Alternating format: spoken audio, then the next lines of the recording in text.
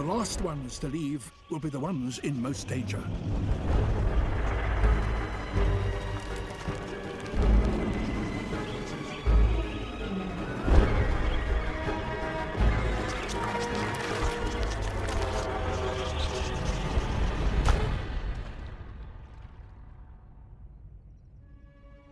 Only one has been taken from a flock of 10,000.